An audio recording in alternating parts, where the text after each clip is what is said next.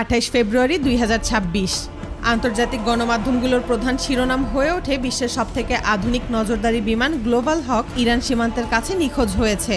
এই খবর ছড়িয়ে পড়ার পর থেকেই চারদিকে আলোচনা শুরু হয়, কারণ বিশ্বের সবথেকে আধুনিক একটা ড্রোন কিভাবে নিখোঁজ হতে পারে।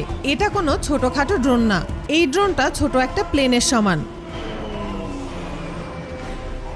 এর ওজন 7 টনের কাছাকাছি। এর একটা ড্রোনের দাম প্রায় $220 মিলিয়ন বেশি। তাহলে এত উন্নত একটা ড্রোন কিভাবে হঠাৎ নিখোঁজ হয়ে গেল, তাও আশেপাশে আমেরিকার এত সামরিক টহল থাকার পরেও।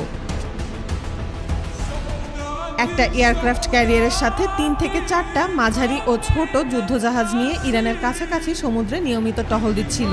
আর এই বহরের অনেক উপরে প্রায় 12 কিলোমিটার উচ্চতায় সবকিছুর উপর নজর রাখছিল একটি আধুনিক নজরদারি ড্রোন গ্লোবাল হক। গ্লোবাল হককে বিশ্বের সবচেয়ে উন্নত নজরদারি ড্রোনগুলোর একটি বলা হয়।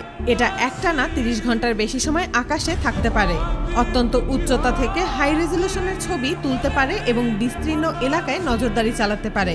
এর শক্তিশালী সেন্সর শত্রুপক্ষের ঘাঁটির অবস্থান বের করতে পারে, এমনকি কমান্ড পেলে অ্যাটাকও চালাতে পারে। এর থেকে অবাক করার মতো বিষয় হলো এই ড্রোন শত্রুপক্ষের যে কোনো রাডার সিগন্যাল ব্লক করে দিতে সক্ষম।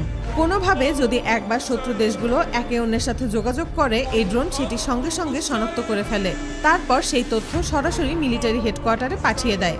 সেদিন ড্রোনটি নিয়ন্ত্রণ করা হচ্ছিল এয়ারক্রাফট ক্যারিয়ারের সঙ্গে থাকা একটি ছোট জাহাজ থেকে।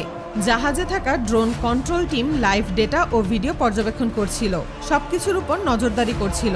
এই সমুদ্র থেকে মাত্র 35 কিলোমিটার দক্ষিণে অবস্থিত ইরানের গুরুত্বপূর্ণ নেভি পোর্ট চাবাহার নৌঘাঁটি। এখান থেকেই ইরান তাদের উপকূল ও সমুদ্র সীমার উপর কঠোর নজরদারি চালায়। গ্লোবাল হক ড্রোন এমনভাবে তৈরি করা হয়েছে যা অনেক দেশের উন্নত রাডারকেও ফাঁকি দিতে সক্ষম, কিন্তু ইরানের এই